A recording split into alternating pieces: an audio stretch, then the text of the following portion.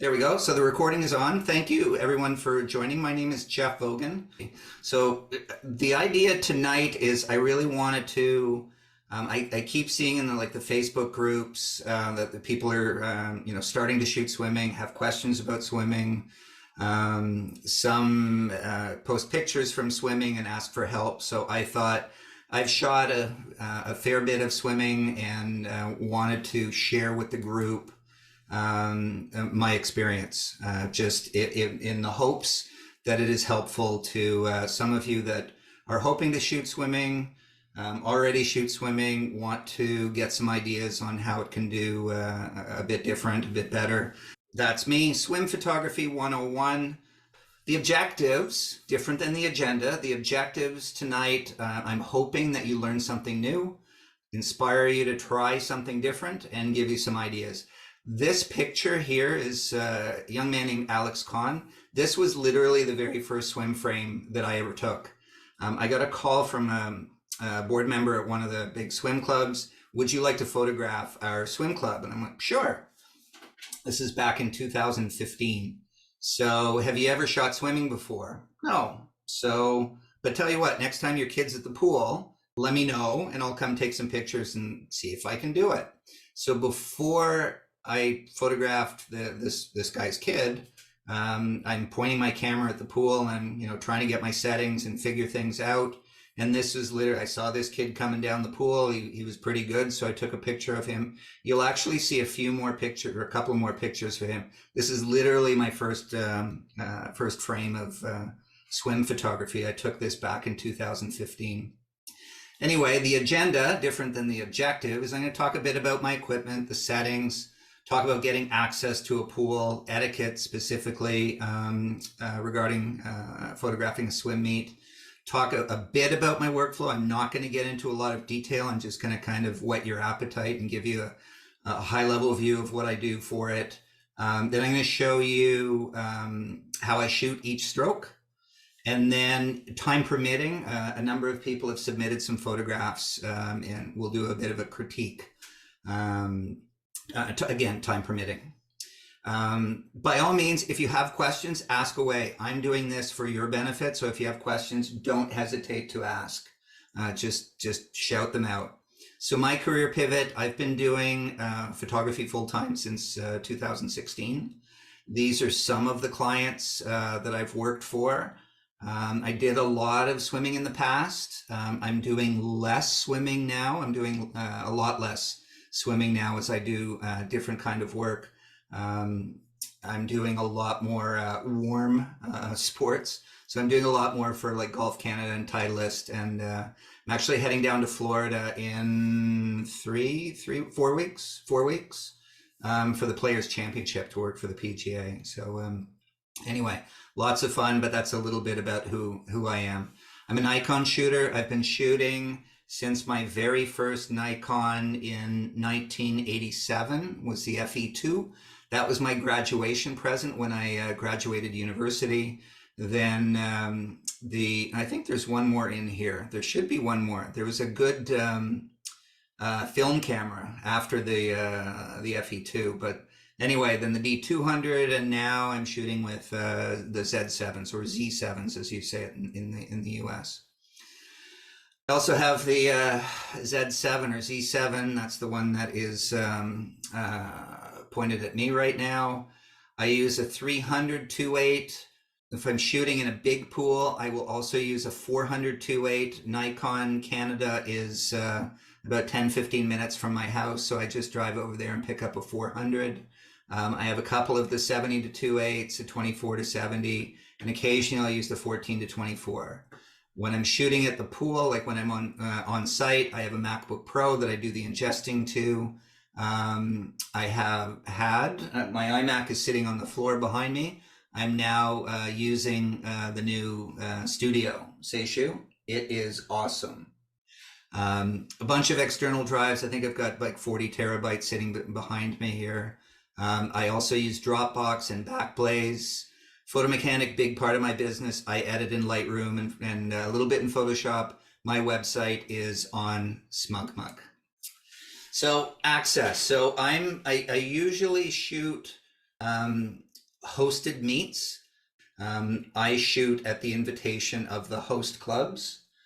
So they invite me there. The other alternative is to shoot for a brand or a wire service. So I've been asked to shoot for Speedo and Arena Water Instinct, but those larger organizations tend not to have a lot in the way of budget, or if they do, they don't want to share any of it. So anyway, the most profitable for me is I go and photograph kids at hosted swim meets. I always ask for exclusive deck access, because if they're allowing other photographers on deck, then the parents are less inclined to pay me to photograph their kid. I ask for a table and chair in the lobby so that I can have a person there taking the, answering questions and taking payments. Jeff, I have a question about that. When you're setting yourself up for local events, when you first started doing swimming, were you reaching out to local clubs maybe? Like I know locally for me, there's a couple clubs here. Yeah, I was very lucky.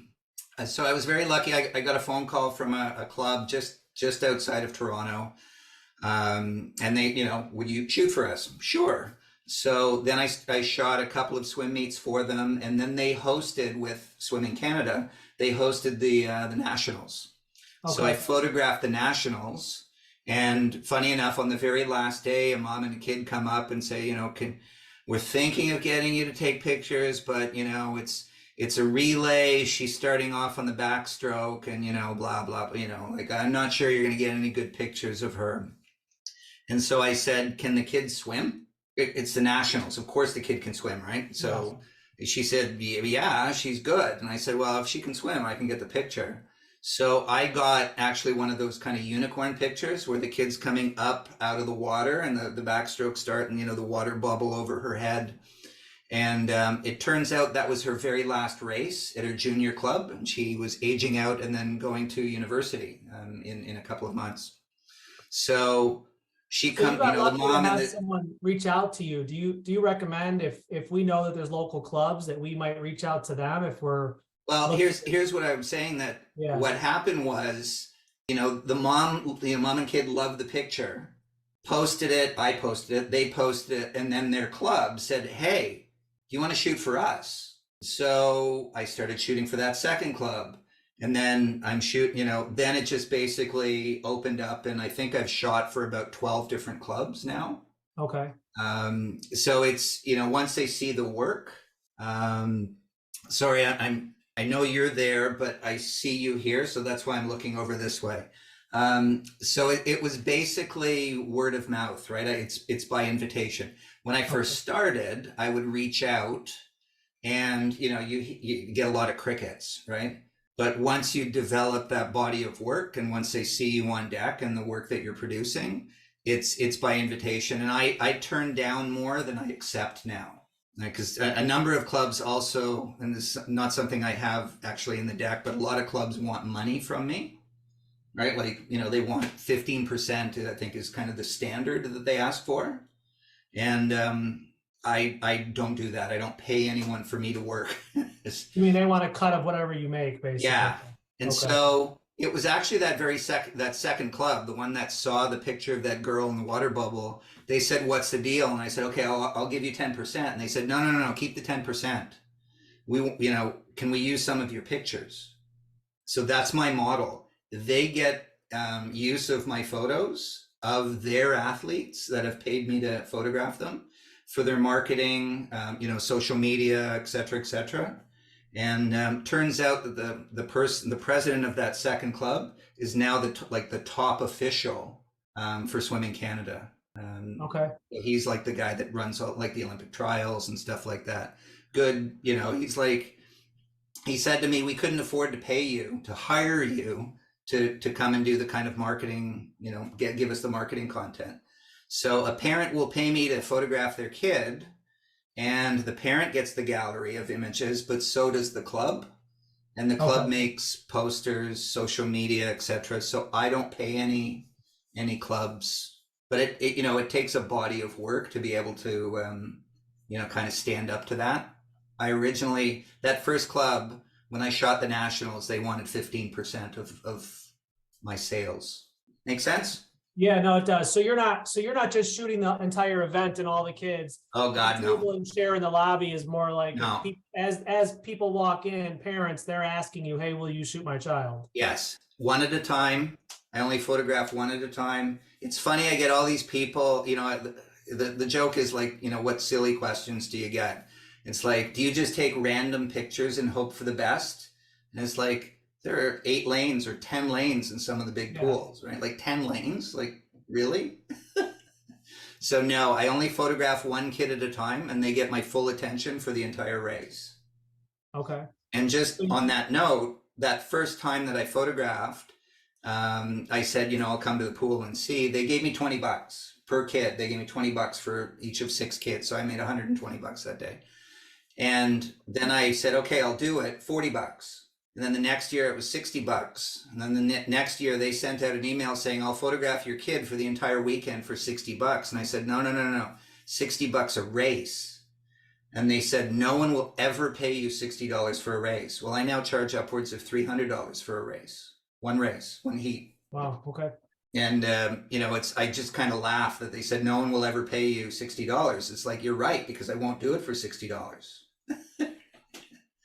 But it takes a bit of building up to get to that point.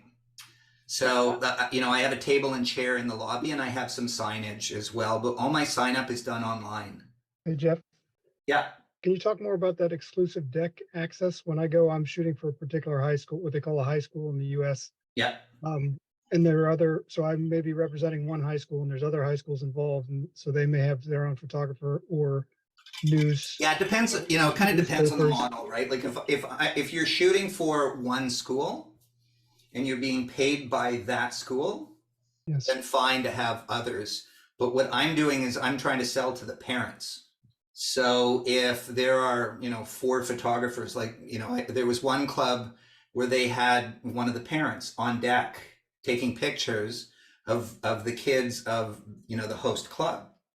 So none of the parents from that host club were paying me because they were getting free photographs, even though they were terrible, from the moms. So I ask for exclusive deck access, but, you know, if I'm going to be shooting the Olympic trials, for example, of course I'm not, because there's, you know, the Getty photographers, etc. But for a hosted meet, what I tell them is like, I want exclusive deck access. So they will chase people off the deck if they come on with a camera. You know, and they won't let other parents or, you know, other coaches, they'll, you know, they know to chase people away. Otherwise I'll leave, and they don't want that to happen, right? Because they won't get their content. Now, Jeff, you're saying that you would do the exclusive deck access with the organization? Yes. Or is it? Yeah, the host, the club host. Okay. And also you was also talking about that you would photograph basically one athlete per heat. Yeah.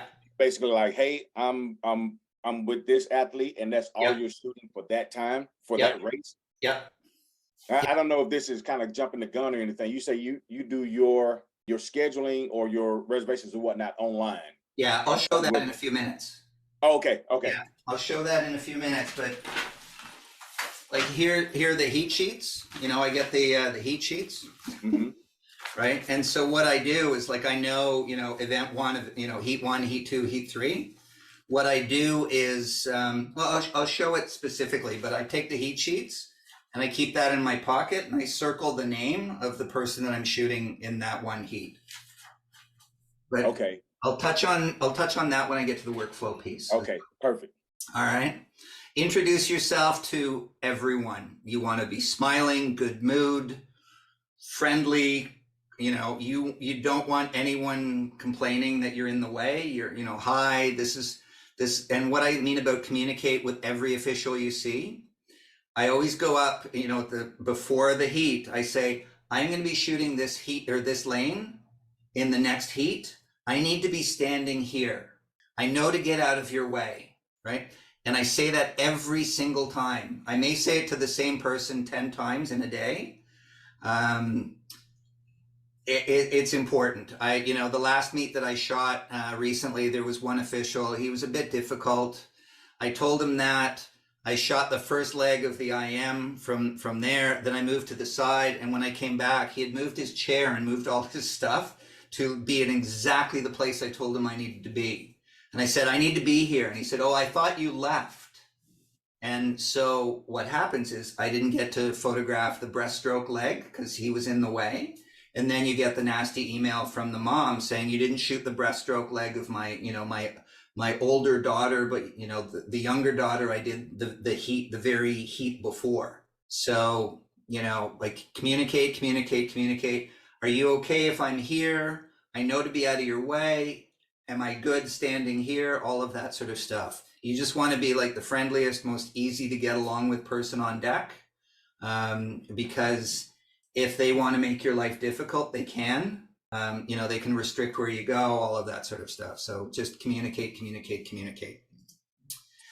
Etiquette, don't go behind the blocks. It's a rule now, Swimming Canada and USA Swimming, I assume so in the rest of the world. You cannot go behind the blocks until the swimmers are in the water. I avoid going behind the blocks at any time. A good long lens can get somebody standing, adjusting their goggles, getting ready. You don't need to be back there. Tell the officials where you're shooting from for every heat. I need to be shooting here. I know to get out of your way, right? Do not move when the swimmers are on the blocks. So like when they're getting ready to start, freeze. Like you want to don't move. Because any kind of movement or noise can do a, somebody can do a false start and get disqualified. You don't want to be the cause of that disqualification. No flash. Of course, if you're doing, I said that to somebody down in the States, and he's like, well, yeah, when I shot the NCAA championships, we had strobes up in the rafters. Okay. When you're at that level, sure. But, if you're shooting a smaller swim meet, the flash actually is part of the start. So a flash can mess up the swimmers, and it also is distracting and shouldn't be necessary. Don't get in the way of the officials. Constantly be aware of, they're going to be walking up and down, or they're not looking at you. They're looking in the water. Do not lay down on deck. You're tripping. One, it's gross. It's dirty and it's wet, but you do not want to be a tripping hazard. There are times where I do lay down, but that is where there is, for example, the handicapped access to the pool. So there are rails or something, so you can't actually walk there. So I'll lay down right beside the rail where no one's walking. So I will do that, but I do not suggest you lay down on the deck. Some general tips: know the sport, know your camera. That goes without saying. Here's a gentleman, Steve Fine. If you don't know the name, Steve Fine was 17 years a director of photography at Sports Illustrated. So what he used to review 200,000 images a week to pick the 80 for the magazine. So he knows what he's talking about when he's talking about editing.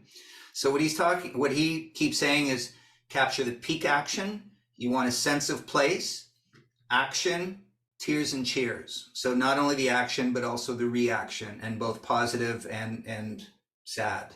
So there's Steve.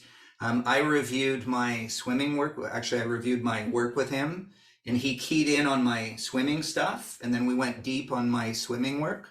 So I've got feedback from one of the top guys, alive, in terms of editing.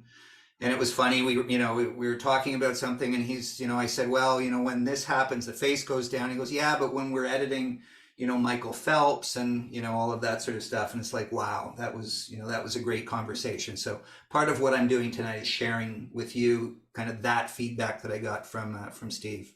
So reaction, here's a kid, she knew that I was going to be photographing her in a race. Smiley kid, gave me the thumbs up. I didn't ask for it, just a cute, sweetheart kid. This was shot with a 400. The kid had no concept that I was photographing her getting ready for her race. And Arena Water Instinct, so because I posted it, Arena Water Instinct asked me if they could use it for social media. And I was like, yeah, absolutely no way. No, Like, you make money selling your product, so do I. So they ended up sending me a box of goggles and caps and towels and stuff like that to do placement in portrait shots. I will talk about my shutter speed and all of that sort of stuff. I do my white balance. I use a gray card to set the white balance.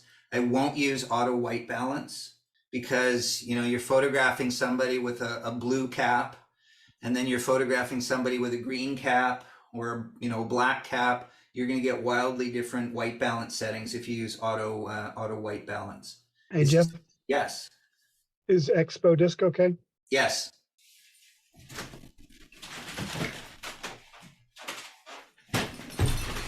Expo Disc, for those that you don't know, it's basically you stick this on the end of your lens, and it basically blurs, like, I don't know, blurs everything. It kind of randomizes it. So you set your white balance with this thing, and it's excellent. So yes, white Expo Disc is fine. I shoot a lot, so continuous focus. I use single point or single AFS in the Nikon and Sony world when I'm doing portraits. I use back button focus. I use burst mode. I will talk here my settings. So my formula for swimming is a 12/50th of a second. That's fast enough to freeze. It's not so fast that you have to up your ISO to a ridiculous level. So 12/50th is my sweet spot. Most of my sports photos are at 1250, 2.8. And I just set the ISO to get the right exposure according to the available light in the venue. Whether that's indoors, outdoors, volleyball, swimming, I shoot at 1250. Set the white balance with a gray card or an Expo Disc. I had for many years shot RAW only. Now the Z9 is so good that I shoot JPEG. I shot the entire Canadian Open, the RBC Canadian Open PGA event. I shot the entire week strictly JPEG because the JPEGs are just that good coming out of the camera. Any questions on this? Yeah, Jeff. Yeah. What do you feel like panning has a place in? Yeah, absolutely. One of the pictures that somebody submitted was a panning shot and was actually very good. Andy Chua, Chua, is a photographer in Singapore, does a lot of swimming. He's really good at panning. I'm not. I don't do a lot of panning. But I saw something on Facebook recently about, you know, how do you do stuff that's interesting? You know, if somebody does a 400 meter or 800 meter freestyle, like, you know, you're going to end up with 800 pictures of them doing exactly the same thing. Try panning. So absolutely, if you can do it, good. I haven't really tried much of that. I'm not skilled at it, but short answer is yeah, like a really nice panning picture. Swimming is perfect for that. I also had a question. Yeah, go ahead. I noticed in your brands, you also did a little bit of diving. How would your settings change for diving? Here the high schools compete together, swim and dive. I would probably do the same. I can look at my diving stuff. It depends. Like I may go a little faster on like the 8 or 10 meter because they're moving really quickly. But I'm typically 1250 at 2.8. I can look. I've only shot diving once, to be honest. It was the nationals, so you know, they're good. But you know, I'm guessing I would have been. That's my starting point. I would have started at 1250, 2.8, and if it wasn't quite fast enough, I would have gone up to a 1600th and then just up my ISO. Was there another question? Yeah. Do you find the JPEGs? So I just upgraded and got myself a Z6 II. Yeah. And I just practiced with it tonight on a basketball game. Roughly the same settings. It's 2.8. I was at 800, I think, though, for shutter speed. I'm just curious. Do you find that the new Zeds have decent denoising built into the cameras? Yeah. So you know where I've been shooting JPEG. I'll be honest. The JPEG is typically been the Gulf, so that's outdoors and brighter. if when in doubt, I will shoot raw. So my last swim meet, I shot raw plus JPEG, and that was a mistake. Just because I filled up my laptop and filled up 2 external disks. So it's like, okay, stop doing that. So, when in doubt, I'll shoot raw. But, the Z9, I don't know how the Z9 file would compare to a Z6 or 6.2 file. I have a Z7 that I used for portraits. Okay. I'm shooting portraits or my commercial work, I will shoot in raw just because. Yeah, but I think the JPEG's nice for quick turnaround, right? But yeah, you know what? My workflow is so quick that frankly, it doesn't matter. The only difference is the file size. The way I handle the images, a RAW versus a JPEG is not really that different to me. okay. It's kind of what is your output, right? Like, I've had pictures blown up. I've had people ask, I've had schools ask to take one of my images and put it on the side of a bus. So, for that, you want a nice, big, robust RAW file. But as I said, I was religiously shooting RAW only. But last year with the Z9, I've been shooting more JPEG because the pictures are just that good straight out of the camera. So my workflow, so I do my booking through Wufoo, which is integrated with SmugMug. So a Wufoo form, all I do is put in the link and it magically integrates with it. And then Square is integrated with Wufoo. So I can actually have someone on my website sign up and pay all in one location. I auto ingest my images. Oops, sorry. Back up. There we go. I auto ingest my images in Photomechanic. For those of you not using Photomechanic, you should.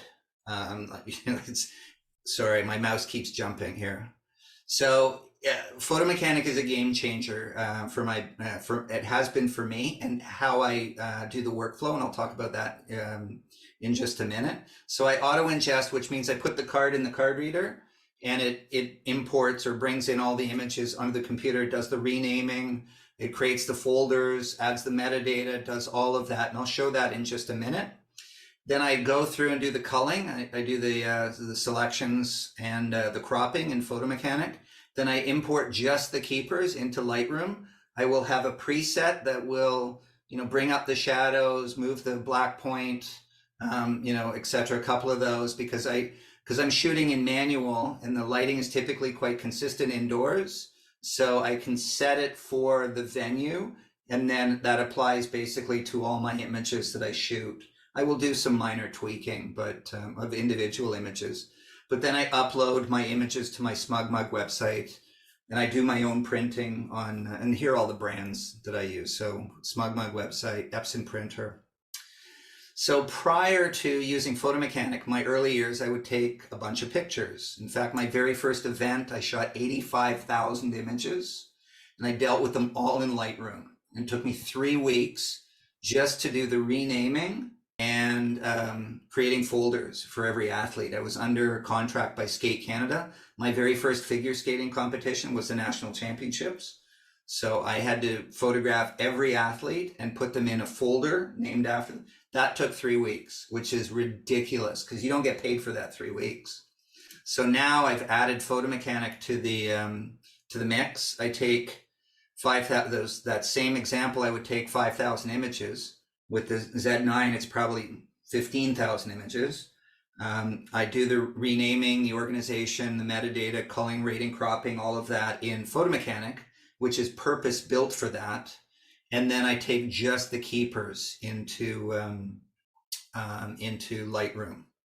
So Lightroom is still part of my workflow. Photomechanic does not replace it for those of you that haven't used it before. So I can hand off the images from Photomechanic to Lightroom or any other external editor that I want. So here's the swimming landing page. So you go to the landing page on my site, you want pictures of your athlete, here's how it works. You review my sample images. So I only photograph people once they've paid. So there's none of this, like you take pictures. If I like them, I'll see if I may buy some. It's like, no. Like you look at my work, you think, if you think I can take pictures, then, pay me. So you decide whether or not you like my work. Review the price list. So here's the price list to see what you want to order, then sign up. So there's the registration form, then give me the money, and then enjoy the race. So here's the order form, the event, and they put in all this information. They fill this out, from their phone. I used to do it with iPads. Here's an iPad, fill it out. But now with COVID and all of that stuff, and it's just like, do it on your phone. So this is all mobile friendly. So they do it on their phone. And when it submits the form to me, there's a number on the form. So this is the information that I get. So here's the form number that they, it's obviously a unique number for every form, the event, and then the kid's first name, last name, gender, maybe the goggles that they're using, the club that they swim for, their favorite color, what school they are committed to, whatever information you want. Here's the parent information. So I turn this into a text file. Well, I get it from Wufoo as a text file, and then I use that in Photomechanic as my hot codes file. And so you see here, Gracie Jiu-Jitsu, I would photograph in folder 328, storage folder 328. It takes me about 2 seconds to switch storage folders in my Nikon. So I'm gonna photograph 328. So every image that is in 328 gets all this metadata. Do you want me to spend a minute or 2 minutes showing you what I'm doing for that? Would that be of value? Okay, Lorenzo's giving me an emphatic yes. Yeah, because that's a Nikon thing you're setting up, right? Yeah, but management on the camera. It can be done in all of them. Okay. And I teach workshops, and documented on my website is how to do it for a Canon, how to do it for Sony, and how to do it for Nikon. I also have it for Fujifilm. I just haven't, done all the beauty HTML stuff yet for it.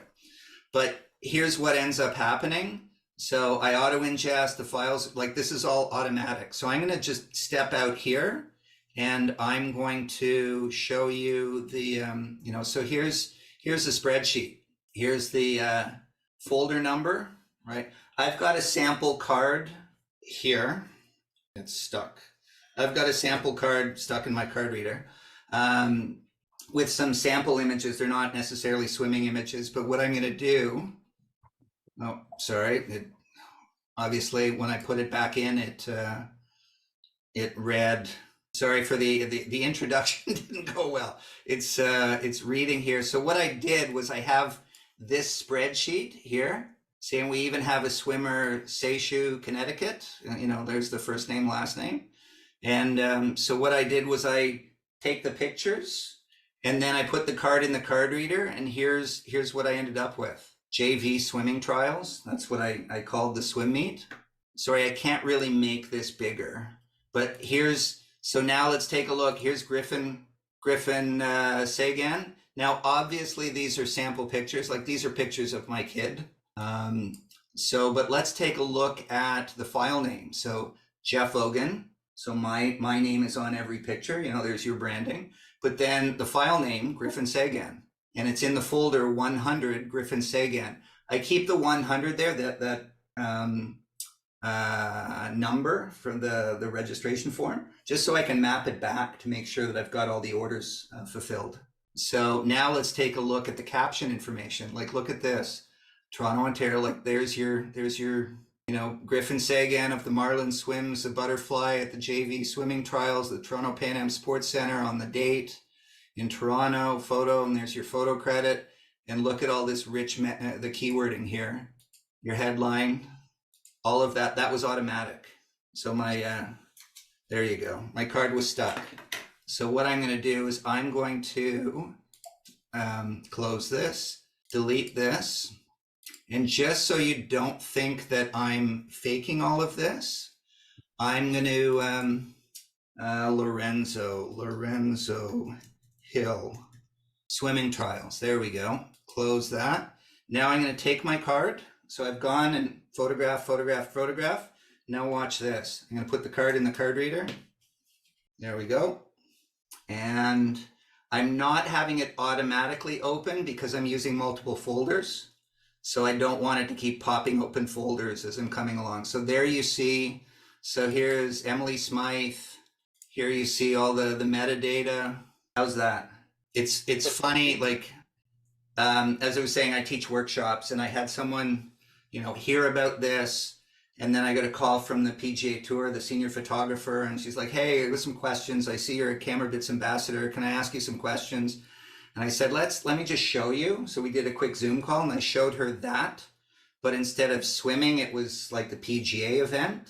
And it was like, can you come to Florida in March? Because now I'm going to be helping, like leading their the editing effort, because they're going to have multiple editors. So I can do this and literally have, Rory McIlroy of Northern Ireland, and then, blank at the, such and such players championship. And you double click on here and you do an, autocomplete to say, hits his tee shot or something like that. Done. I can, when I'm shooting golf, I can take a photograph of somebody teeing off. And by the time they hit their second shot, I can have it captioned, edited, and submitted to PhotoShelter, which is Golf Canada's site, as well as PGA site, SmugMug, which is my site, Twitter, and Dropbox before the guy hits a second shot. So that's the workflow. That is a bit of a competitive advantage. But you saw, like, this is all, like, this is. So you're creating those folders on your card ahead of time, basically, right? No, what I'm doing. I might have to take that workshop. I'm a little confused, but that's all right. That's just me. Maybe it's just me.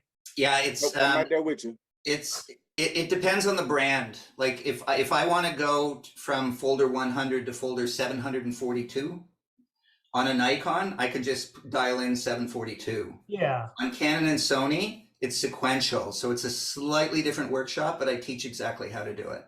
But like you see what the result is, right? Like we've got the Lorenzo Hill swimming trials, and if I want to look at the whole take, there's these are all the pictures. Now clearly these are there's Rory, right? That was fun. Look at how deep the grass is. This was a fun shoot. I can show this one picture because Titleist has already used it. So this was a shoot I did for Titleist for their new golf balls. Anyway, the Z9, my first time ever shooting a concert. Flo Rida. I went to tag him in Instagram and realized that it's Florida. Yeah. Did I ever feel like an idiot?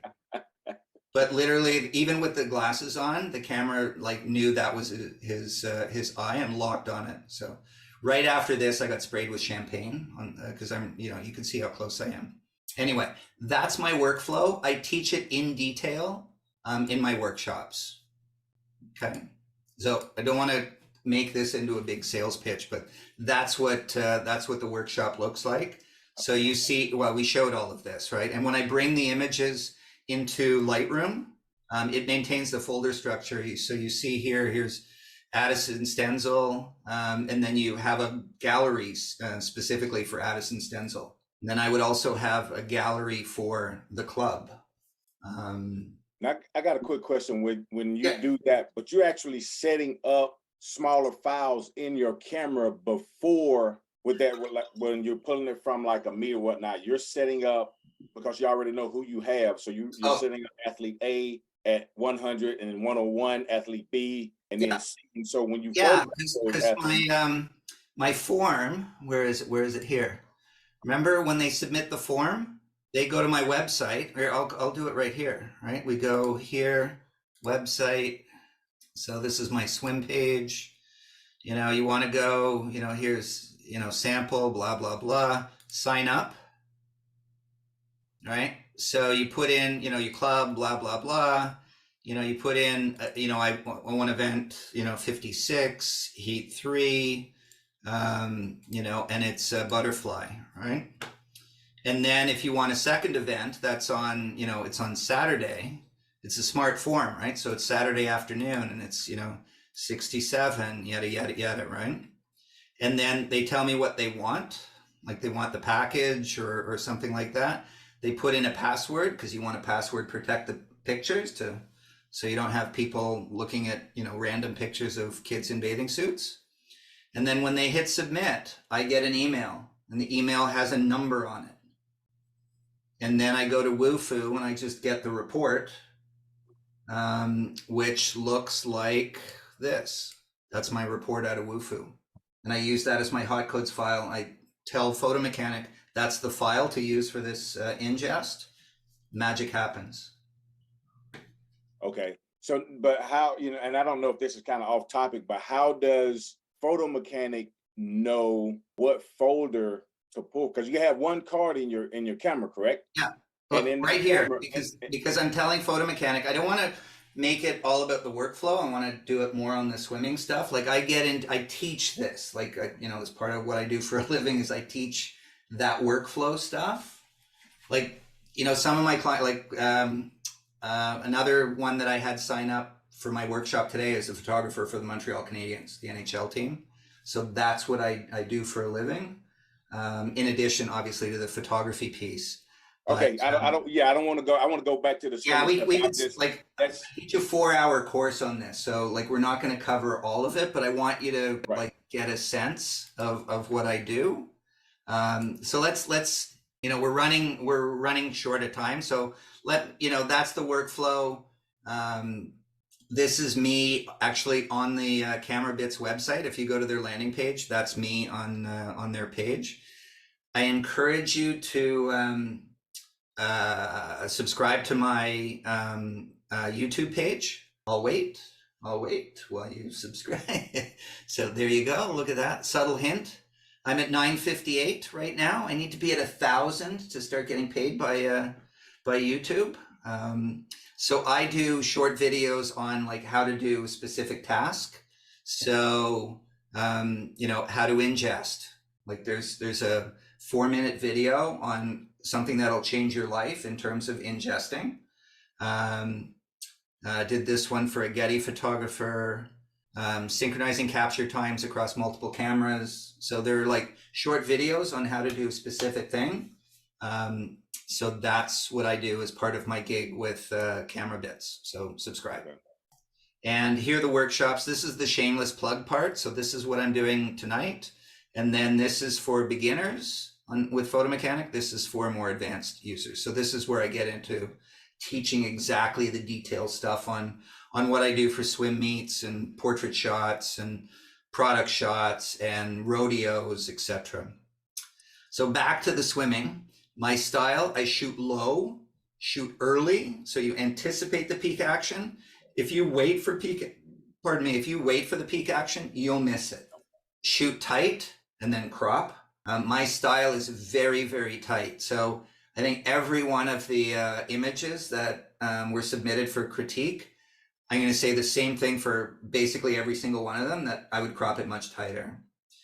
Shallow depth of field, I'm usually shooting at 2.8, just, kind of part of my style. Accurate colors. So I typically shoot raw, calibrate the monitor, calibrate the printer. So I'm nuts about accurate colors. And then eyes and teeth, I brighten the eyes and brighten and whiten the teeth, particularly in swimming. So if it's like that money shot, I will whiten the teeth. No one knows that I do that until I show the before and the after, because the mouth is always in shadow. So the teeth are usually dark, and different is good. Different is good. So a good photograph is knowing where to stand. Some guy named Ansel said that. So I did not take this picture. I want to be very clear. My wife took this picture. That's my son and our neighbor on the jet ski. That's my wife taking the picture. This is me taking the picture. Same two kids, same jet ski, same day, same lake. Where was I? I'm 100 feet out in the water to get the right light. And I'm also like 6 inches above the water taking that. That picture is several years old, but that's the difference, the vantage point. When I say get low, this is me last month, this is February. This was in December. I was shooting a swim meet. So I've got my 2 cameras here. This is me getting low. So, you know, I'm as low as I can physically get. I was really sore after this. My go-to positions, oh, I'll show it in the diagrams. So for butterfly, my go-to number one position is right here at the end of the deck. Here are the dive blocks. So this is where I photograph. So I'll photograph them in this kind of in this zone. They dive in here, so you get them diving, but then they go underwater. So you're not really, you can't take pictures of them underwater. And then here. So this is where I take pictures from the end. When they get close, like when they get to the flags, you know, that indicates the end of the pool, I get out of the way, right? So that's when I tell the, you know, I tell the official, I'm out of your way by the time you have to do your judging here. And then if I have enough of them from straight on, I will go to an angle and shoot them here. So photograph them here, and I stop just before they're getting to 90 degrees to me, because you do not want to see their shoulder blades. You don't want to shoot the back of their head. You don't want to shoot them from behind. So if they're at 90 degrees, you know, I shoot to, you know, maybe 80 degrees when I'm shooting in that direction. So here's, you know, you want the face up. Here you got the water beard, the shoulder. I love this kind of picture where the shoulders are coming up. They look very athletic. This is what you want with the arms out wide and the face up. This one, Olympic team member. So by the time she put her arms straight out, her face was down. So I like this with the, you know, the very powerful shoulders. And this was the conversation I had with Steve Fine, Sports Illustrated editor. And, you know, you want the face up. Ideally, you want the arms out. There's Alex. Remember I said the, you know, the first frame I ever took? That's his last race, literally the last race before he aged out and retired from swimming.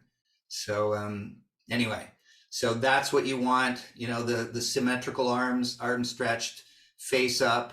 That's kind of a money shot for in the world of swimming. Another one, this was a couple of days after I got my Z9, so a year, a little 13 months ago.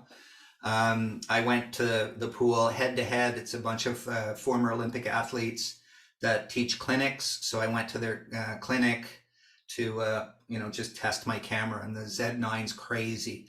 The eye autofocus even works when they're wearing goggles. Like it just says, oh, that's a face. So that must be the eye, and it just locks on the kid's face. Any questions on butterfly? I do have a question. Go ahead. Having just come from a swim meet, where you're standing or where you're positioned to photograph, there are kids standing there cheering for their teammates. What do you do? Get out of the way. Okay, gotcha. I say it very politely, and then louder and louder, and like, get out of the way. Okay. And then I resort to move. I do find myself, like, depending on the school you're going to, the kids want their own picture, so they'll move out of the way when they see you coming. Some of them, some. Yeah, you know, and I will, in between the races, I say, guys, I need to be here, and I'm looking there. I'm not looking at you. So if I move here to get, I'm going to crush you, right? Because I'm not looking, right? Like, just make sure you get out of the way.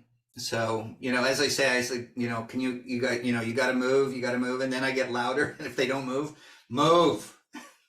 you got to do what you got to do to get them out of the way. But, valid point, they're cheering and yelling, and, usually they're pretty cooperative because they know that they don't want to be the one that causes you to not get the picture of their friend that they're cheering on. So backstroke, position number 1 for me is here for the start. And then I shoot from the side. So I'm about here, kind of about 15 yards, depending on the lane that I'm shooting, right? So the closer I am, the further back I'm going to go, like to the closer lane.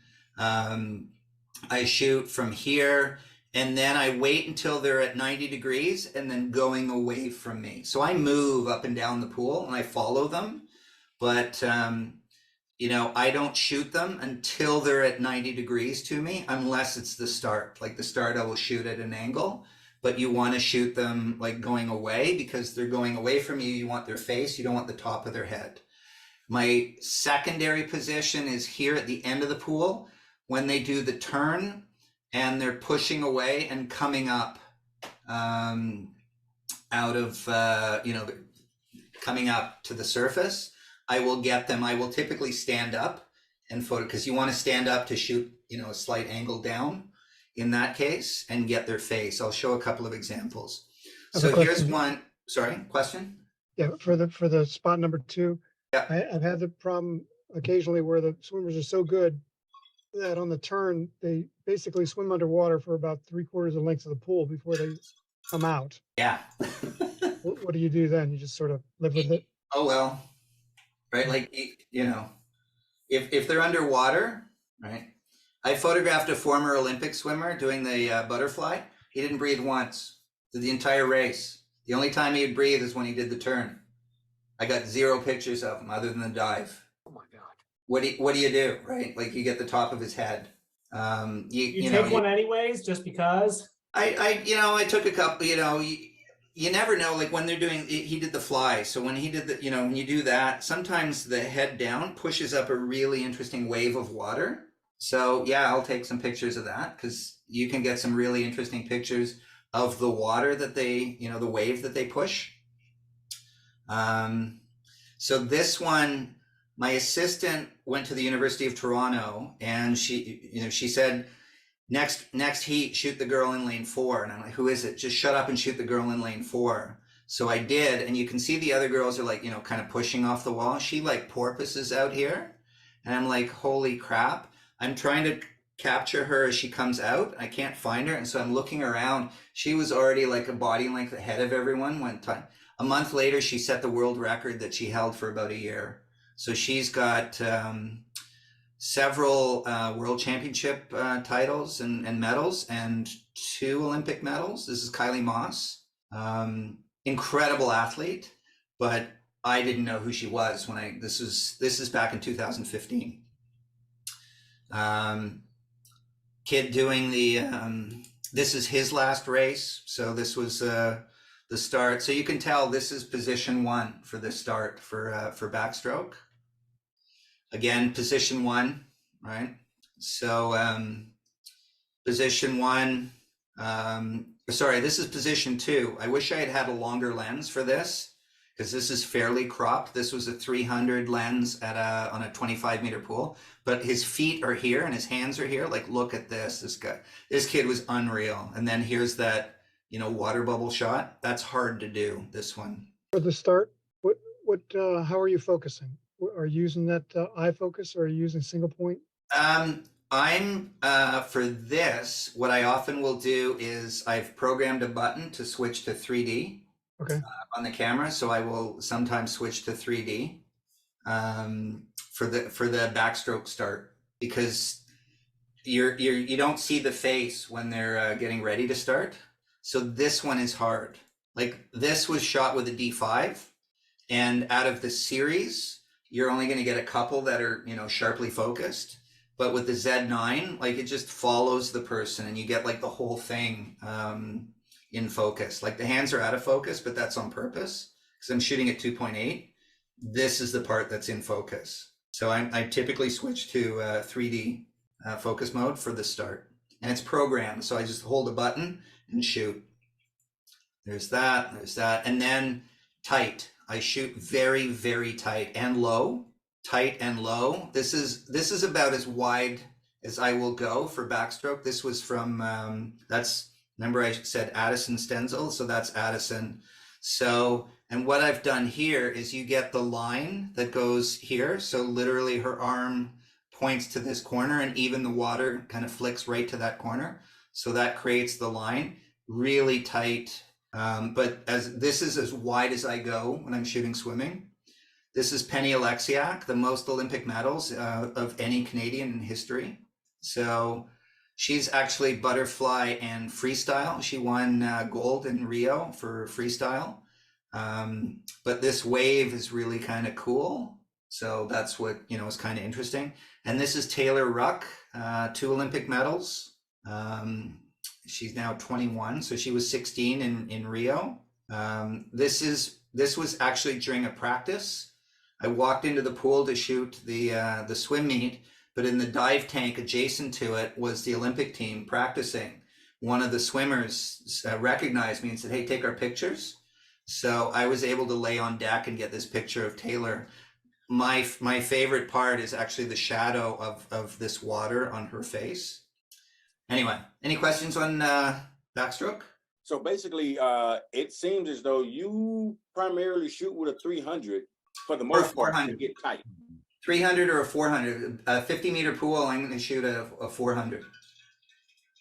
You see, oops, sorry. You see here, this is a D5 with a 300, right? And here's 1250, 2.8, ISO 5000. The reason that this is so blue is because it's a dive tank, so it's a 10-meter deep pool, so it's really blue. So it's almost like cheating.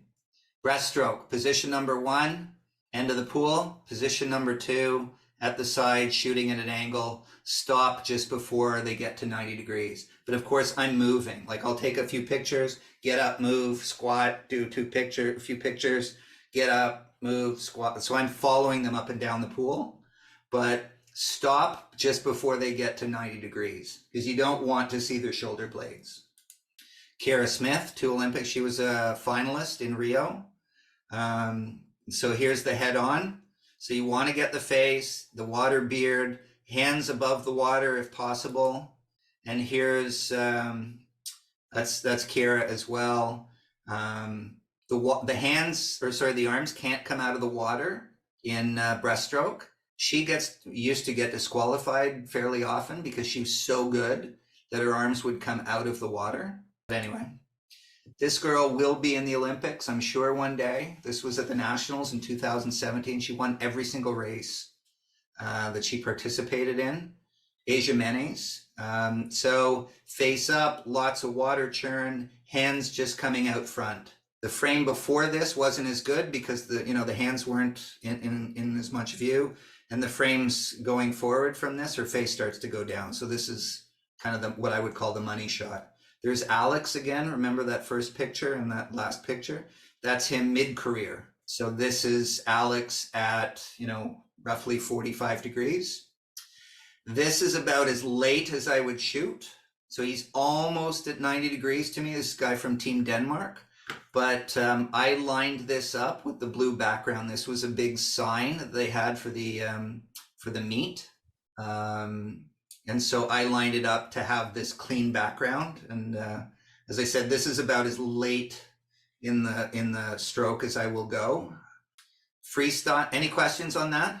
Yeah, I have a question. It seems the only one that you kind of stand up on is the backstroke. Everything else you're getting low for? Yeah, what I do is I shoot as low as I can. Of course, if they're swimming really tight to the lane marker, so they're doing backstroke and they're really tight to the lane marker, close, I'll have to stand up a bit to get over the lane marker. Otherwise, if you're shooting really low, you're going to see lane marker in their nose. But I go as low as I can. That's practical. The higher you go, the more you're shooting down on them, right?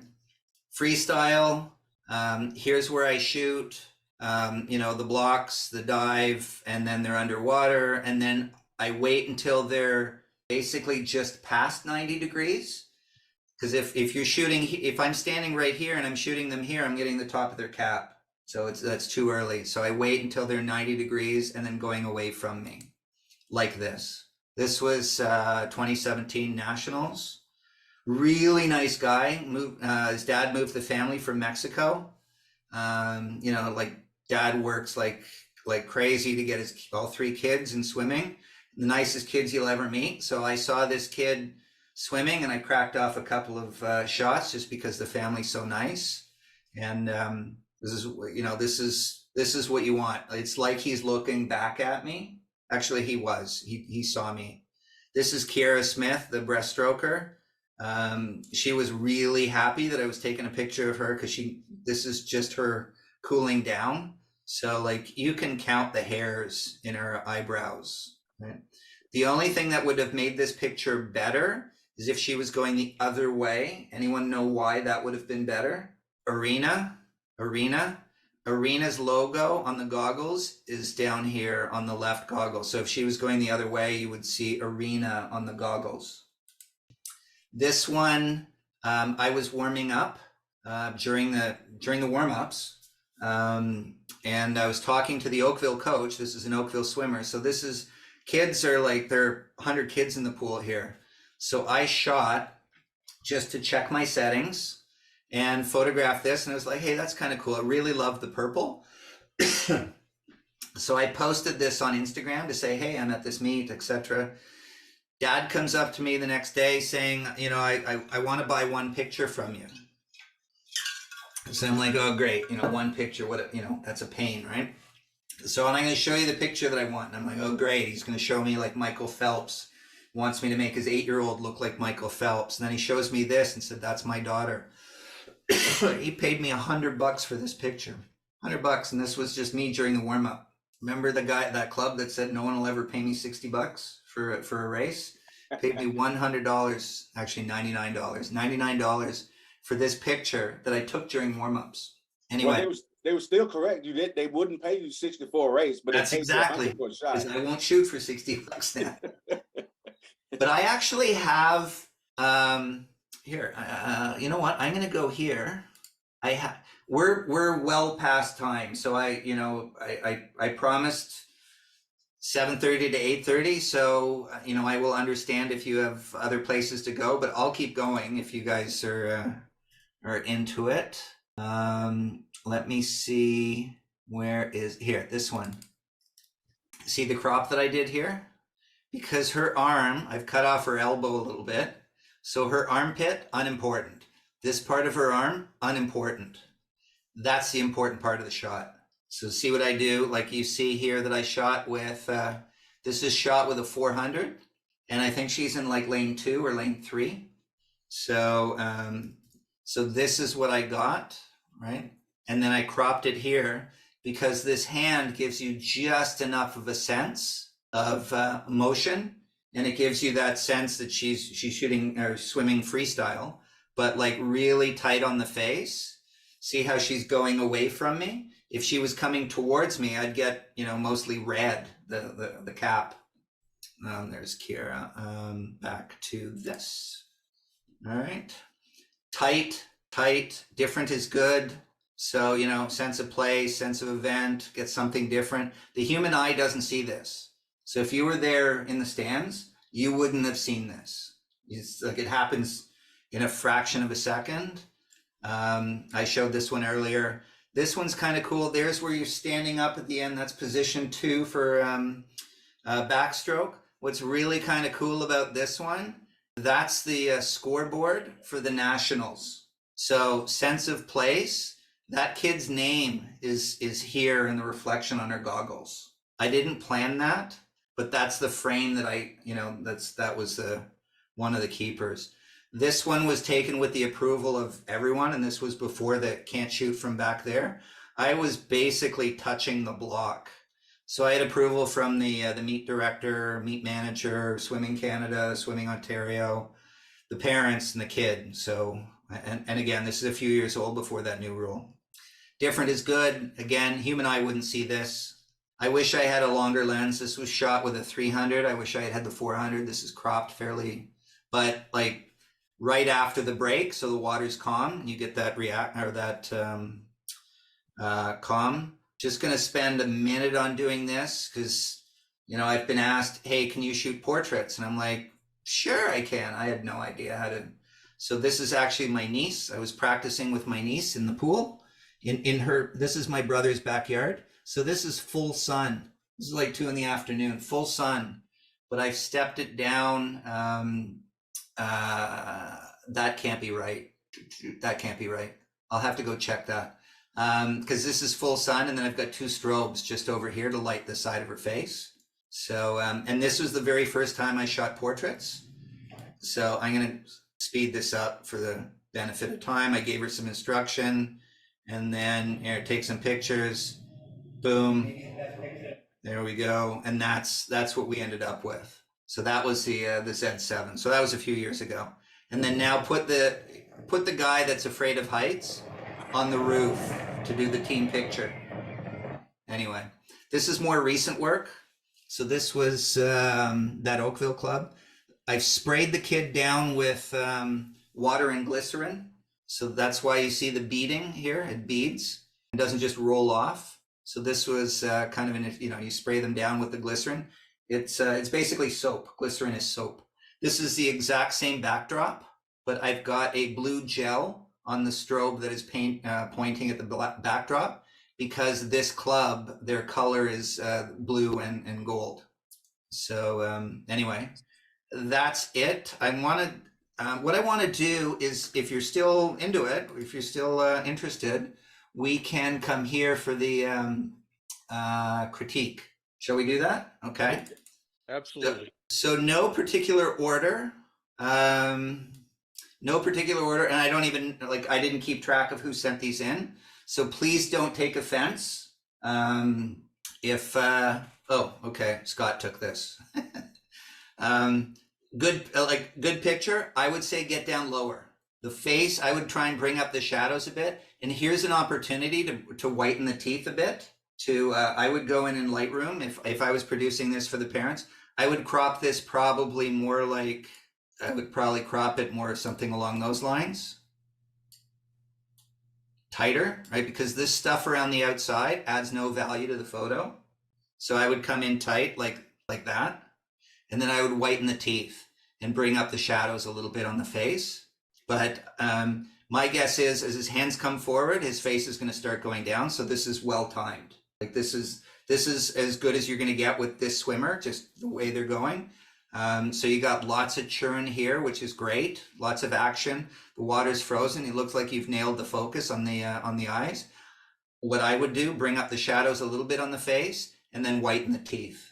Not so much that that it looks fake, but you can see the teeth are kind of gray because they're in shadow. Just brighten the teeth. Parents won't know until you show the before and after. And I never do that. They think, wow, my pictures are really good. So that's how I would change that. This one, good. I might crop it a little tighter, but because you've got this swimmer in the background and the interesting color from the scoreboard, this is a well shot picture. If I would have loved to have seen a little bit more room on this side for this swimmer to go into. But then you're kind of losing a little bit of this. But ideally, if you're focusing specifically on this guy, I would love that there were a little bit more room here for them to swim into the space. This way, they're kind of swimming out of the frame. But you're exposed, like all the exposure, your focus, everything is excellent on this. And I really like the red that comes in here. I actually will shoot so that the red's in the background because you get this interesting color cast. So, Scott, very nice picture. This one is really nice. Again, I would bring up the I would bring up the shadows. It's a bit dark on this. But if you're transmitting this was a big file, if I remember correctly. This was like a 22 meg file. If you're transmitting this to parents, I typically limit it to about 4 or 5 megs, just so it's easier for them to manage. But this is nice, like arms out. What I would do differently if it were me shooting this, get down lower, like get as low as you can, because you see you're shooting kind of down on the guy. If you're lower, he's coming straight at you. Okay, I don't know who took this picture, but anyway, like it's great. The arms are out, the head's up. It's nice and sharp. The focus is good. You see the eyes, that makes it kind of interesting. Bring up the shadows a little bit. If it were me and I was providing this as a parent, I'd probably fix this pimple on his arm here. Other than that, and then obviously get down lower. This one, the white balance is off. She's orange a bit, so that's where important to set the white balance. To me, the legs underwater, like they're kind of distracting because they add nothing to the image. So I might, if you crop it kind of this way, right, you're cutting off an arm, right? So, if you're doing that, you're cutting off this arm. So another alternative might be to switch it to, something along these lines, right? And then go here. something along those lines. And the reason I would go this way is because this right arm is kind of sticking out to the side and you don't want to cut that off. But the white balance is pretty orange. You can see like her teeth are kind of orange, right? So again, not sure who took this picture, and I don't want to name names. This one, excellent. Like this is an excellent picture. The white balance is again off, a bit orange. I actually brought this into Lightroom and played with it for about a minute. I took the white balance from here and then turned down the blue a little bit. I would also crop this here. This is what I would do. Come here, crop, whoops, here.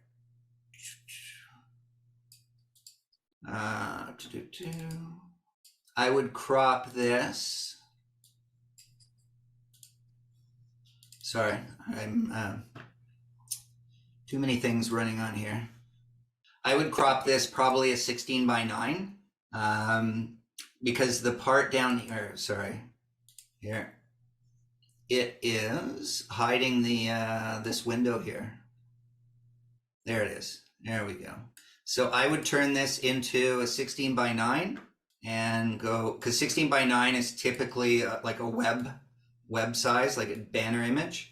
You can't perfectly center. You see the crosshair here. You can't perfectly center because you're going to have an uneven amount on either side. So this is about as even as you're going to get. And then it's also a bit crooked here. You see it slopes down from right down to left here on the screen. I would straighten that a bit like so. And then there's your image, and then check your, just change the white balance. I would make it a little less warm because there's some orange tones in this. You can see here, particularly, there's some orange tones. And when I did the white balance with the eyedropper, I just clicked on this gray spot here, and it gave a pretty good reading. But otherwise, like that's a money shot. Like I would put, if this were me, I would put that in my portfolio. That's an excellent, excellent, excellent shot. Nailed it. Good color here, like very interesting. Cool goggles. Arms are outstretched, perfectly symmetrical, face up, water. Great picture. This one, I think, same photographer. And the photographer, if I remember, asked me if she wanted me to send the settings. It's like, no, I got the settings here, so I can 1250th, 2.8 ISO. Where is it? ISO is up here somewhere. ISO 4000. There you go. I typically say, like go tighter, something along these lines.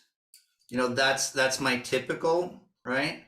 But having said that, if you already have some tight pictures, what's cool of this picture is the spray, how it's kind of, whipped up here.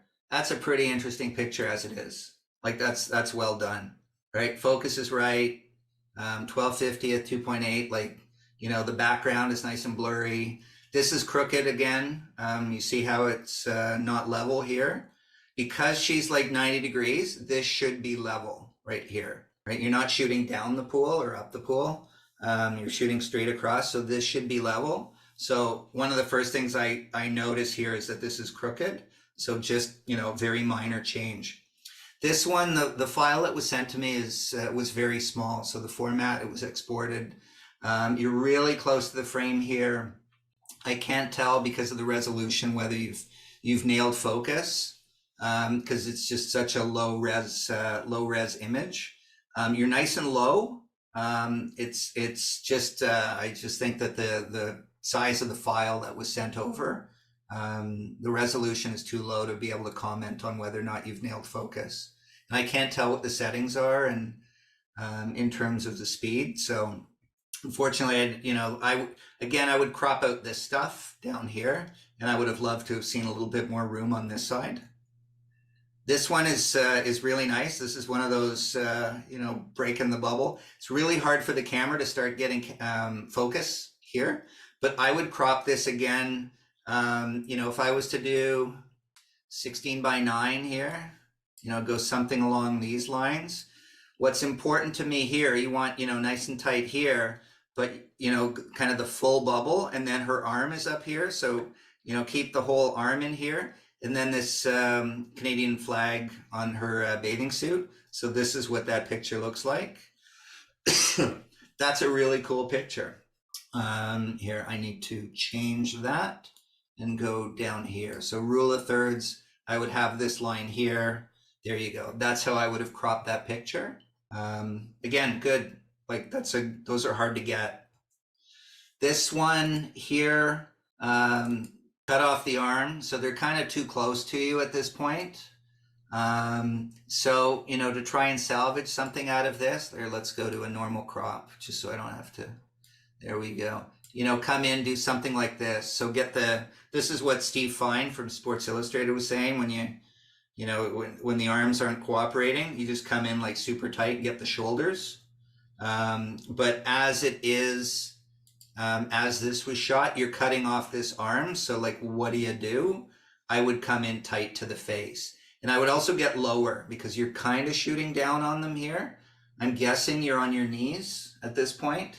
I would try and get lower. The closer they get to you, the lower you want to be, because, you know, the closer they get, remember back from your calculus classes, the angle changes as they get closer to you. This one's nice. I would go a bit tighter. This is the same one, right? Same photographer. The white balance is off here, and it's a bit crooked. They're kind of swimming a little downhill. This is a bit orange as well. You can tell by the teeth. If I zoom in here, oops. If I zoom in on the teeth, you can see that it's a bit orange. So the white balance, you know, if anything, you know, come in even tighter, something along these lines. There you go. Don't know if it's holding up. It's a fairly small file size that you emailed over, so I don't know if you have enough pixels here to be able to comment whether or not you've nailed, but this is how I would crop it, just a little bit tighter. We've got a couple more. This one is off center. It's a little crooked here, so I would straighten that out a little bit, probably using these vertical lines as reference. But here, cropping it, you see her nose. See the dot on her nose? So I'm putting the rule of thirds like right on her chin. But now I've got this so she's centered in the photo. So like, there you go. That just centers her in the picture, because here, like, she's not in the center of frame and she's swimming straight at you. So it's not like they're going across the frame. She's coming straight at you. So I would center her and straighten this out a little bit. And again, this is a fairly small file size. So there's your panning shot. I think that's terrific. I would crop it tighter, right? Something more along these lines, right? And she's orange. I guess it's the lighting that's often in the pools. But you see, like, her face is pretty darn sharp. I don't see the metadata here to tell me the speed here, but I'm guessing probably like a 60th of a second or something along those lines. This is interesting. And if you're shooting a long race, like a 400 or 800, you're going to get, you know, a bunch of tight pictures and then some looser pictures, and then try panning. I like this. This is an excellent picture. Just change, like, fix the white balance. And then I would, if it were mine, I would whiten the teeth and fix this pimple. Again, if you're doing it for a newspaper, you can't, you know, fix pimples, but you can change the white balance. That's what I would do if this were my picture. And that is, I think that's it for those. These are some of my swimming pictures. These are the Lorenzo Hill swimming trials pictures. This is the very first sports photo of my son. So it would be 1997, 96. Anyway, and this is him more recently. That's him as well. There you go. That was the sport dad comment. And here's the one with the glasses. There's a little bit of Sergio. And that's it. And I come back here, and here's my question. What'd you learn tonight? Questions, observations? What are you going to do different? Shoot tight. I've normally swimming is my favorite, even though I swim like a 200-pound brick. Swimming is by far the most favorite sport I love, because I'm in the Pac Northwest. So swimming is inside. I'm okay with that. So I love to shoot swimming. I just got a little bit of, just like, okay, well, I already try to get low for everything anyway. Yeah. But now it's just the biggest thing. I know it wasn't necessarily a part of this, but I gotta get dialed in on photo mechanic. That 5 minutes that you talked about, that sold me completely. So I'm just like, okay, I gotta get back on this. So, and I saw you have another workshop coming up. Yeah. So I'll be at that workshop. Excellent. So yeah, it's interesting. I've had conversations with, Getty photographers that are like, they shoot UFC and they say, oh, you can't do that for UFC, blah, blah, blah. And I said, oh yeah, let's do it as part of the workshop. And it's like, oh my God. I had one guy tell me that I saved him 3 hours a day. He shoots rodeo, Matt Cohen, the incredible rodeo photographer. He went through the workshop and his comment was, you just saved me 3 hours a day. So anyway, any other comments? What you learned? Ray, you sounded like you were interested in learning some tricks of swimming photography. So yes, so I think for me the big thing was just what Lorenzo said. The photo mechanic and having the folders in there. I'm not quite doing enough events that I'm getting individual parents asking yet, but I think that was a big piece for me. And then as I've continued to practice with it, with the events I do, just where to stand for the different strokes, like where to kind of be, right? Yeah. I've made friends with a lot of my local school officials, which has benefited me. So because almost any of them will just let me on the deck without question. They know who I am when I come up now. So so that's always a bonus to have friendships there. So one of the scenarios that so I provide all sorts of templates for different sports and different scenarios. One of the templates that I provide for a swim meet is when you're shooting one kid at a time, like I showed. But another scenario is where you build out by event and by heat. So if a parent comes up and says, "Hey, I want pictures of so and so," and or the club wants pictures of their star athlete. You don't want to have to look through 5,000 pictures. You look it up and say, oh, he was in event 35, heat 3. And you go into Photo Mechanic and you go event 35 and the subfolders heat 3 and you look at those pictures. Same. I have had, do you typically, I know you do a lot of individuals, but so I have had some individual group parents ask me for their club, what do you charge just to like what do you do if they just want the whole team shot, right? There's just whoever's in the pool racing, we want a picture of them, right? I would typically charge an hourly rate for something like that. So my hourly rate's like $1,800. Yeah, I daily rate. Give the disclaimer, because there's, like you said, the pool I was doing it at was 8 lanes, right? I can't, if half of the lanes are their kids, I can't feasibly get to every single lane in a 50-meter race, Yeah, well, like 50 meters a bit of a challenge anyway, because they may not breathe. So quick. Right. So are you guys seeing this? So this is a package here. So 3 heats and a print, $319. Gallery 2 heats is $209, and here's an IM. So literally one heat with a print, $219, and then just a single heat, $99, and if it's an IM, it's $129. Single image, if they want just one picture, it's $75.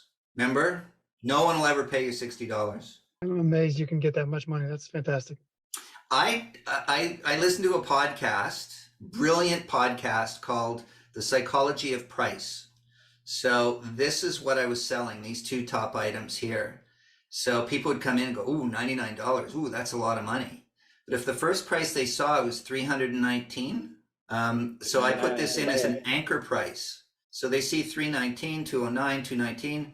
Oh, $99, one gallery. Oh yeah, let's do this. This then all of a sudden becomes a bargain. The last competition I did, I had I think 9 people order this. So they're like literally handing me $320. Photograph my kid, 3 heats. Well, those are those moments, like you said, those moments that we're able to capture where you don't really see it if you're the parent on the sideline, right? This is Addison from this was last month. Sweetest kid. She actually stopped me on deck and thanked me for taking her pictures. Like how, you know, like how awesome is that? So, and she's a good swimmer.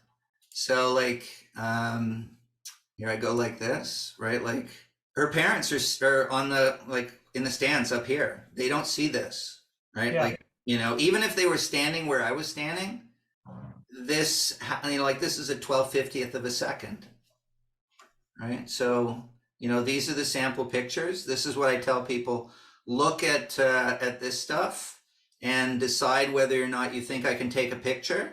And then, you know, then this one was kind of a fluke. I wasn't photographing her, like I wasn't in position, but then oh, that's Ella, and she was coming straight at me. So I just did something different and got this kind of interesting, again, different is good, because I have like a million pictures of this. She was like their top swimmer at the club. What's the general time frame that you accept orders for? For before the swim, they have to order it before the kid swims. That's I'm not trying to be cheeky, but I literally have people try and order pictures, and it's like, okay, when is your kid swimming? Oh, they swam this morning. And I'm like, well. I just wasn't sure how quickly you got that information, like if they could order it 10 minutes before that heats up. Yeah, so what I do, remember here, like what I do is when they order, it sends me an email, so I get it on my phone, but it also buzzes my my watch, right? I get the so I see on my watch that I got, you know, somebody. And if I'm working with an assistant my assistant will text me and say, photograph, you know, event 7, like E7 for event 7, H3, L2. And so I just go and photograph that. So I you know, they can tell me a minute before. I prefer longer. But, you know, give me a couple of minutes before a race. All I would do is, you know, if I know that I'm going to photograph this kid in this event, and I know the folder number, I write the folder number, circle the name, and I switch to that folder number and photograph, and I'm good. But if it's last minute like that, you don't already have the folder set up, right? You don't need to. Going to the folder is the same as creating a folder. It's the same function. So what happens if you already are shooting someone in that race? Does it shut the other person out? Yeah. So only shoot one at a time. So it's first come, first serve. That's my question right there. But it sounds like your assistant knows that already. So they're going to tell him, look, he can't. He's already got somebody. Yeah. But you know what'll happen is somebody will go up in the stands and you know, on their phone and, you know, like order. And so what I tell people, and it's in the, you know, the sign up thing, is it's first come, first serve. So the last competition, because I'm doing so much less swim meets, I have people sign up a month before. It's like, I don't know what race we're in, but we want to be first in line. And that's, you know, that's after you know, 5 years of shooting swimming, and I've built up that body of work that people know, and they want their pictures. So they don't even know what race they're in, but they just want to get to the top of the list. So when I start, you know, allocating what heats I'm shooting, they want to be the, you know, first come, first serve. Do you ever shoot with remote cameras? Is there a role for that? I haven't in swimming. No, I haven't. I suppose I could. You know, what I probably, you know, what I would do for remote is I would take like my Z7, and I would anchor it to the lifeguard stand, and then I would point it at the scoreboard. So after the race, I would, you know, have my pocket wizard in my pocket, and I would like fire it off, fire it remotely to get a nice slow image of the scoreboard. So you've got them, you know, racing, touching the end wall, looking up, reacting, all that sort of stuff. But then I'd have another picture of the scoreboard. That's how I would do it. I haven't yet, but if I were to use a remote, that would be my first thing to do. What else? Any other comments? Observations? Grace, you've been pretty quiet. What do you think? Has this been helpful? Absolutely. I'm not sure how much I'm able to apply this immediately, but as I get better and make some more connections, I'm really excited to explore, what is it, photo mechanic? Yeah. I'm really excited to explore that and see how much time that can save me. And in general, just some tips about where to be. I mean, I was a swimmer for almost 10, 11 years. So I'm familiar with the sport, how to anticipate it. It's just a matter of, am I down low enough? So this was really helpful. If you are going to go to Camera Bits, there you go. So there's me on their website. If you go, you can try it for 30 days for free, no credit card required. And if you were to buy it, I would actually invite you to go here to my workshops thing and then click on the link here. This is a referral link. So I think I get $5 if you buy it from this link. So I think it's $5 or $10 or something like that if you buy the license with my referral link. All of these that you see here, these are all referral links for the services that I use. Anyway, this one's pretty cool. Jellaskins. They do the skins for my laptop cases, phone cases, etc. And they did some custom ones for me with my stuff for my Pelican cases. So when I'm traveling, I've got like my big images, like my cases are wrapped in these things.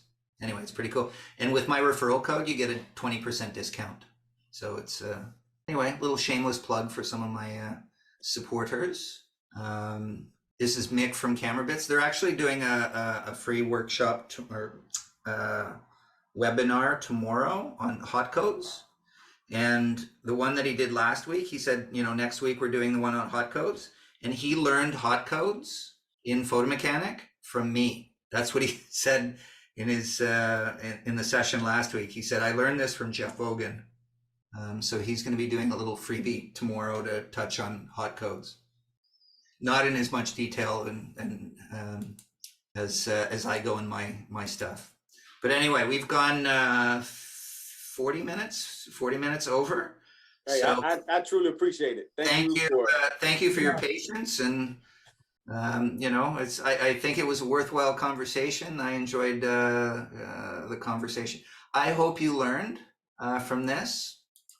So here are my asks. So my zero cost asks. Follow me on Instagram, and even better, maybe like a couple of posts, subscribe to my YouTube channel. And if you felt so inclined, a nice Google review, even just drop in 5 stars. It does help. My biggest paycheck, commercial job I did for a company out of the States. They said they found my website, love my pictures, but before they called me, they checked my Google reviews. So they actually, I said, so you really believed all the Google reviews? And they said, yeah, it was important. So the Google reviews help, and it also helps with rankings. So if this was helpful to you, this is my ask of you to 1, 2, or 3 of these things. So with that, are there any last questions or comments? Okay, I'm going to stop the, there's that. So one last poll. Any questions, comments before we hang up for the night? That was very helpful. Thank you. Thanks a lot. Thank you. Yep. All right, with that, so thanks everyone, and hope this was of benefit to you. And for those of you that are